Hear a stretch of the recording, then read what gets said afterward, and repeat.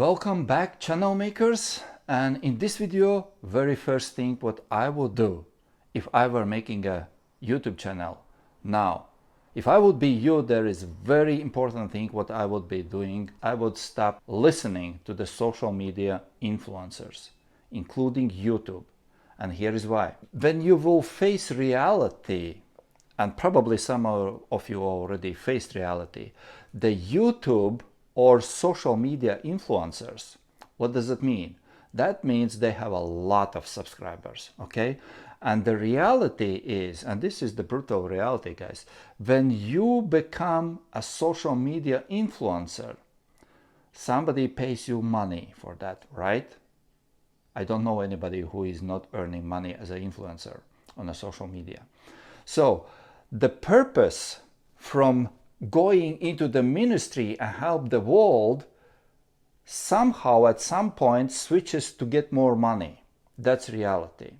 Okay, so what you are doing and what other YouTube beginners, newbies are trying to do is listening to their secret formula, and they try to apply it and it doesn't work. And then you got discouraged, and then you get into the self-condemnation. Oh, you know, maybe I don't need to work. Maybe God didn't call me to do. Oh, I forget about this prayer channel, whatever it is. Just stop listening social media influencers. You have nothing to learn from them. Okay, they do their business, but if you are about to make a new YouTube channel for your ministry, for your business, for you to be fruitful and to multiply your audience, what you need to do is number one, stop listening, study your audience, because you have to know what your audience are facing currently, what problem facing, because when you put your content in front of your audience, how they become more fruitful and multiply.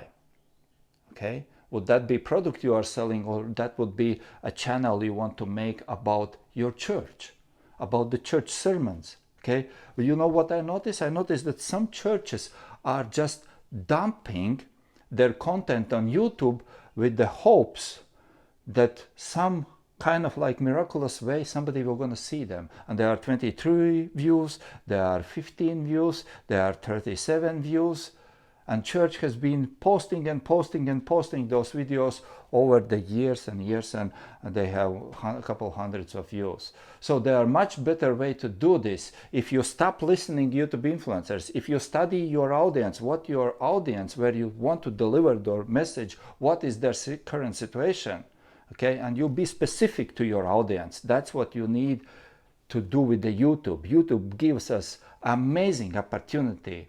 And when you start doing something, you just analyze what works, you multiply on what works. What doesn't work, delete it. Okay, those things are so important when you start making Christian YouTube channel for your business or your ministry.